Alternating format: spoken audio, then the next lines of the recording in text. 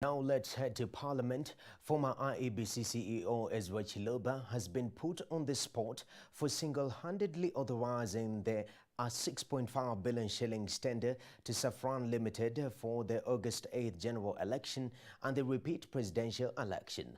Acting IEBC CEO Marjan Hussain has revealed to the National Assembly Public Accounts Committee, led by Ugunja Member of Parliament Opio Wandai, that Chiloba awarded the tender to Safran Limited to supply the KIMS kit in the 45,000 polling stations in the country without subjecting it to competitive bidding.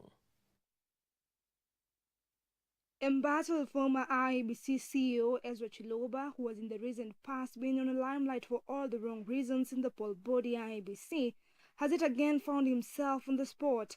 This is after the acting IEBC CEO Marjan Hussain revealed to the National Assembly Public Accounts Committee that Chiloba single-handedly issued a 6.5 billion tender to Safran Limited to supply KIMS kit in the 45,000 polling stations.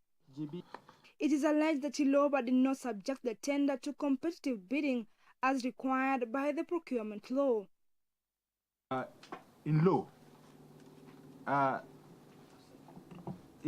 was he the one with the mandate or the power to prove this method of procurement?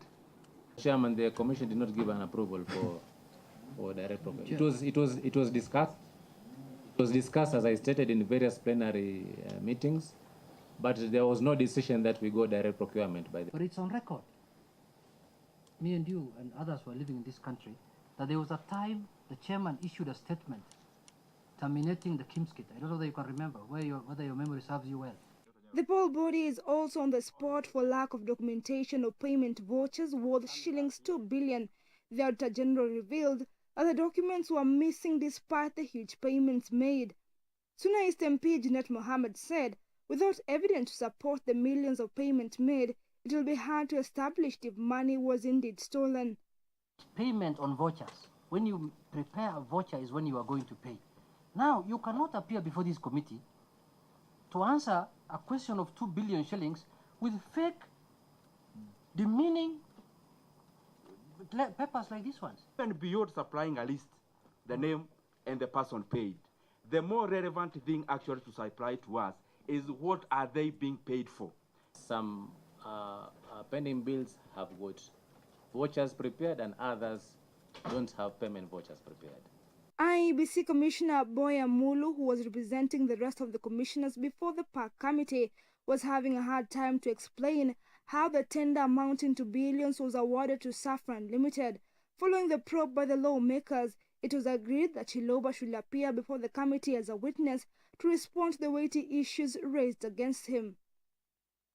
If we are to come to any conclusion of collective indictment, then Mr. Marjan and the rest of the commissioners might be involved. But if we are to come to an individual responsibility, then we cannot escape inviting the then CEO.